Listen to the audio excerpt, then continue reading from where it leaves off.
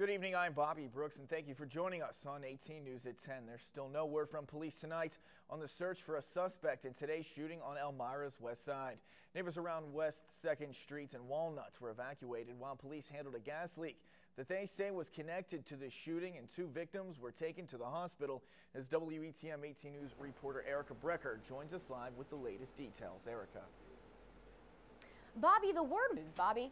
All right, Erica, thank you. A former Twin Tiers most wanted suspect who was caught Friday night in the northern tier and then escaped has been caught again.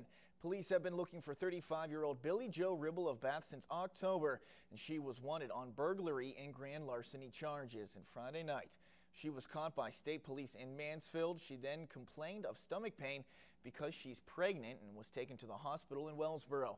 While there, she assaulted the corrections officer guarding her and escaped after leaping from a 3rd-story window. She then entered a home in Wellsboro, took a woman and her baby hostage at knife point, and demanded the woman drive her to New York. During the drive, police say she used the hostage's cell phone to arrange to be picked up, and police were able to trace that call, leading them to a home on Decatur Street in Corning, where they found her and arrested her close to 8 hours after she escaped. Ribble was arraigned this morning in Corning City Court as a fugitive from justice, and further charges are pending. The New York State Assembly tonight votes to increase the minimum wage to $9 an hour with automatic increases tied to inflation. The bill now goes to the state Senate, where Republicans are seeking business tax cuts in a potential legislative deal. The minimum wage is currently $7.25 an hour, and among the proposals being floated by legislative leaders is raising the wage to $8.50, then $8.75, then to $9 over a 2 or 3 year period. Cuomo had proposed an $8.75 wage, but said he's open to negotiations. Voters in Tioga County, New York will elect a new district attorney in November to fill a vacant seat. As WETM 18 News reporter Rebecca Solomon introduces you to 3 of the Republican candidates running for DA. Rebecca, who are they? Bobby Solomon, WETM 18 News. Bobby. All right, Rebecca, thank you. New York Senator Tom O'Mara is going to introduce legislation he says will spur growth for New York's largest industry. That's agriculture. It's called the Grown in New York Economic Development Strategy. O'Mara made the announcement today in Albany. The strategy focuses on a variety of ways to make farming easier and cheaper.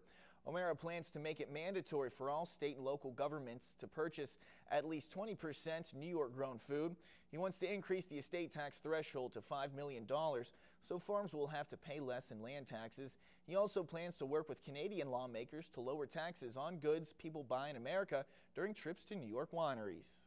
However, we have an issue to our northern border with Canada where there's nearly a 100% tariff on taking wines back to the country of Canada. When we have many tourists that come in through the Finger Lakes, tour our wineries, we want them to purchase wine and take it home with them. O'Mara says he wants to offer tax credits to farmers who are willing to make land improvements as well.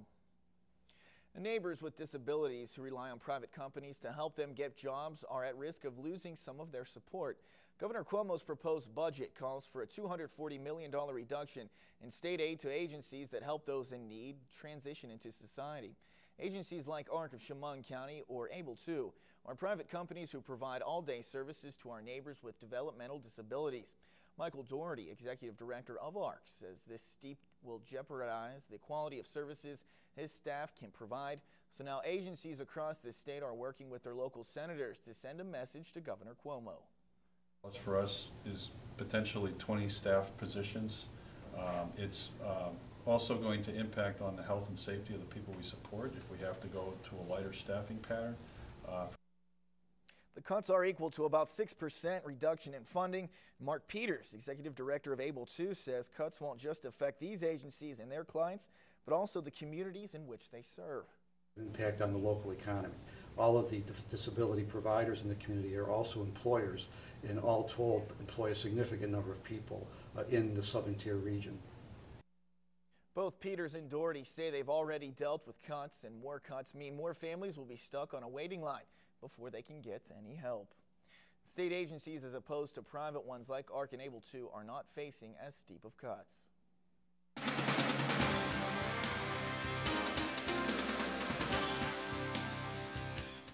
So far this evening, we have had mostly clear skies across the Twin Tiers after a sunny afternoon for us, but eventually we are looking at these colder temperatures actually moving into the Twin Tiers.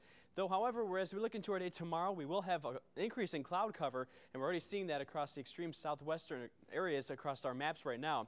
There's that storm system that will be moving well to our south, but still we should have a good amount of clouds go into the region heading into the overnight period, and especially through our day tomorrow with winds increasing as well. Now, temperatures have actually dropped down towards 26 degrees at the airport, still near 30 for the Watkins Glen region. Winds, though, not too bad right now, but they will start to increase going throughout our day for tomorrow. So look at our hour-by-hour forecast with the rest of the evening with the clouds moving through here. Lower 20s are expected to start the day with mostly cloudy skies. Winds look to increase, and also the chance for a few flurries are expected by the evening. And I'll show you what time and where they will be falling in my Futurecast Plus coming up. Bobby?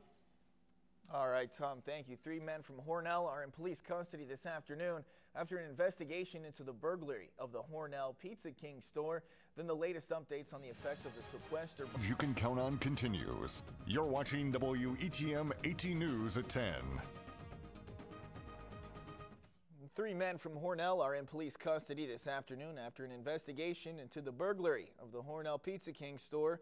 Authorities say Garrett Barker, Jason McCool, and Sean Drake, all of 18 Blaine Street in Hornell, are charged with burglary, grand larceny, and possession of burglary tools. Barker and McCool are also charged with unlawful possession of marijuana. All 3 are awaiting arraignments in Hornell city courts. And Pennsylvania State Police in Toronto say a 25-year-old Northern Tier man is facing child sex abuse charges after having sexual contact with a 13-year-old girl. State police say 25-year-old Douglas Carey of Laceyville is charged with involuntary deviant sexual intercourse, sexual abuse of children, and corruption of minors. Authorities say the charges come after Carey was found to be messaging the girl nude photos of himself and soliciting her to engage in sexual activity. Carey is in the Bradford County Jail on $85,000 bail.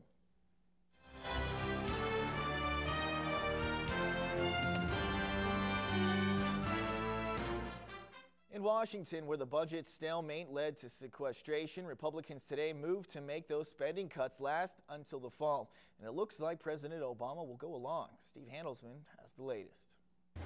Snow is a bigger problem today, but at U.S. airports, sequestration will soon delay travel, even if the effect is hard to see so far. The White House insists. There will be negative effects on our air traffic because of the reductions in FAA man hours, air traffic controllers in particular. That's a fact.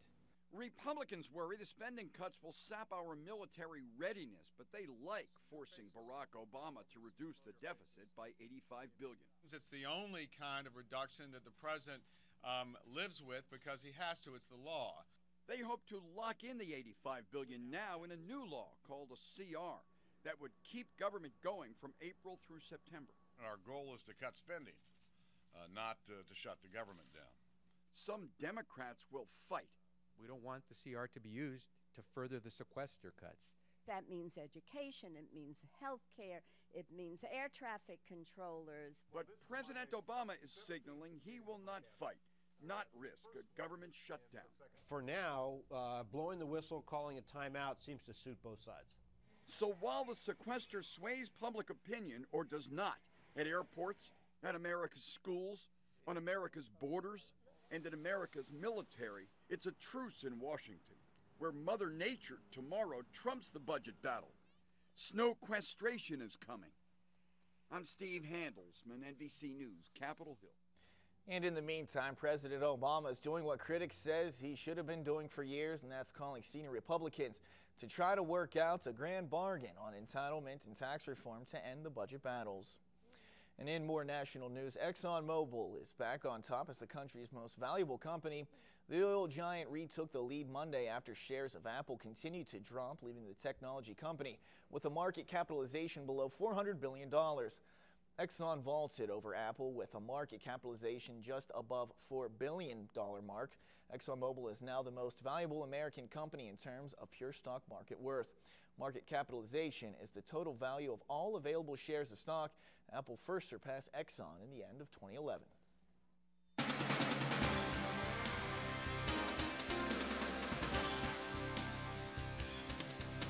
Meteorologist Tom Estergaard joins us now to give us a look at the forecast. And for a while, it was it hasn't been for a while. It was warm out today, finally. It felt good. The sunnier skies really did help things out here. We saw a high of 38 degrees. A bit more cloud cover for tomorrow, but still high temperature.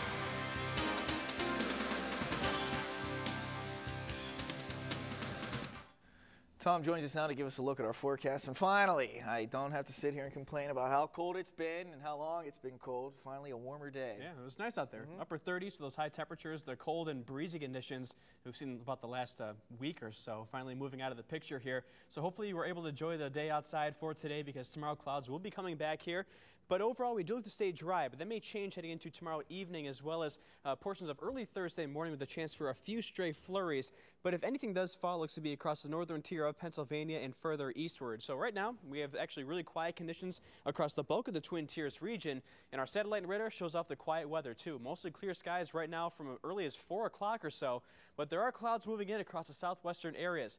You can see portions of Tioga County, Bradford County getting a little bit more cloud cover moving in from the south and west. And heading into early tomorrow morning, the clouds will just continue to shift north and east, and we'll likely have overcast skies going through much of our Wednesday. A much bigger picture does show that storm system slowly but surely going towards the south and east.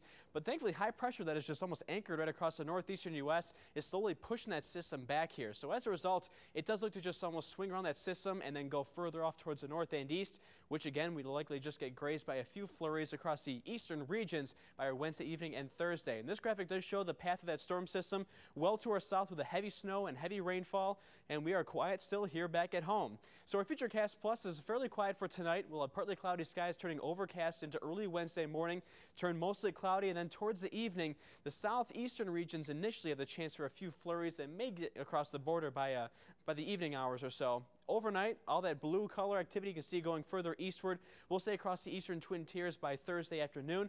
Everybody else staying fairly dry outside. Now right now, temperatures are into the mid and upper 20s. Overnight lows will cool right down. Wind speeds not much of a factor right now, but they will turn a little breezy for our next couple of days here. With our 5-day forecast, 37 degrees for our Wednesday and breezy outside. Similar for Thursday and early Friday morning. But eventually we'll have some sunnier sky conditions move back by our Friday, Saturday, looking up for the warmer temperatures moving through with highs into the lower to mid 40s. Tom, the weekend looks terrific. Still looks great. Also, that reminder that clock is there too, so put those clocks forward 1 hour for daylight savings time. More good news. Be sure to remember that. Yep. All right, Tom, thanks. In more news, it was a record day on Wall Street with the Dow Jones Industrial Average reaching its highest point ever. It's a remarkable comeback for the Dow that has more than doubled where it was 4 years ago. And here's reaction with that new record from NBC's Chris Clackham. Within seconds of the opening bell, the Dow took a giant leap well past the previous high set in October 2007 and stayed there throughout the day, closing at 14,253. Many market watchers say its record run isn't over yet. It's just a measure of corporate profitability, and by that measure, a new high in the Dow and record profits on the S&P type names are very much in sync. So I think we are actually going to see the market move higher. Because the Dow has more than doubled from March 2009, when the financial crisis and Great Recession sent it tumbling to 6,500. And its rise is somewhat of a surprise now, given all the turmoil in Washington. I think, we all know you've got a little bit of, maybe a little more than a little bit of drag here in the first part of the year due to the tax increases. Tax increases, fiscal cliffs, and sequesters had many believing the market would retreat. But with yield on other investments so low, some say the stock market's the only option for even the most cautious investor. With long-term rates at... They will. All right, and finally tonight, while many children want to follow in their father's footsteps, one Texas girl is starting very young. For this 7-year-old girl, that future is now. Alicia Gutierrez is already learning the skills she needs to be a professional tattoo artist, just like her dad. And she's practicing on real people at her father's tattoo parlor. Her dad, Patrick Gutierrez, says his mother supported his dream and he plans to do the same for his daughter. Gutierrez thinks Alicia could be working on her own within 5 years. Nice flower right there. It's a great way to start. Would you get a tattoo from a 7-year-old? I don't know if I would allow a 7-year-old to hold a gun, a needle gun, to my arm. I think I'd pass too. I don't think I could do that. Like, just get it over with if you do. All right, well, that does it for us tonight on 18 News at 10. But for the latest news and weather, log on to our website at WETMTV.com. Have a good night.